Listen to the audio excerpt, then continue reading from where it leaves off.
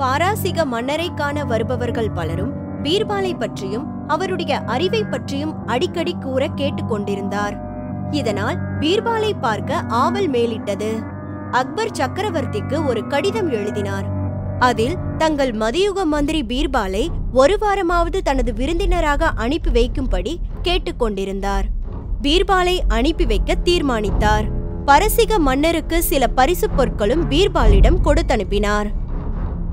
பீர்பால் பரசிக நாட்டுக்கு வந்ததும் அமைச்சர்கள் அவரை வரவேற்று அரண்மனைக்கு அழைத்து சென்றனர். அவர் இருக்கும் இடத்திற்கு செல்வோம் என்று அவரை உள்ளே அழைத்து சென்றனர். அங்கு 6 சிம்மாசனங்களில் 6 மன்னர்கள் ஒரே மாதிரி முகத்தோற்றமும் உடலமைப்பும் உடையும் கொண்டவர்கள் அமர்ந்திருந்தனர். அதைக் கண்டு திகைப்படைந்தார் பீர்பால். இதற்கு முன் பரசிக மன்னரை பார்த்ததில்லை. எனவே அங்கு உள்ளவர்களில் உண்மையான மன்னர் யார் என்று உடனே அவரால் தெரிந்து கொள்ள முடியவில்லை. சற்று நேரம் அனைவரையும் நன்றாக நோட்டம் விட்டார். பின்னர் நேராக நடந்து சென்று நடுவில் அமர்ந்திருந்தவரை தலை வணங்கினார். மாமன்னரே, உங்களை காண்பதில் மிக்க மகிழ்ச்சி அடைகிறேன்.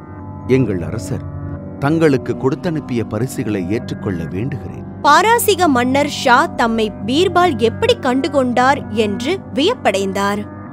பீர்பால், நீ இதற்கு முன் என்னை பார்த்ததில்லை. அப்படியிருந்தும் என்னை எப்படி சரியாக அடையாளம் தெரிந்து கொண்டீர்கள் என்று கேட்டார் ஷா. அரசே, முதலில் யார் உண்மையான அரசர் என்று புரியவில்லை. எல்லோரையும் ஒரு முறை பார்த்தேன்.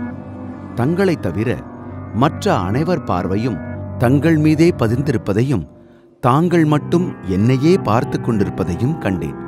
இதிலிருந்து தாங்கள்தான் உண்மையான மாமன்னர் என்பதை அறிந்தேன் என்றார் பீர்பால். ஷா அவரை பாராட்டி உபசரித்தார்.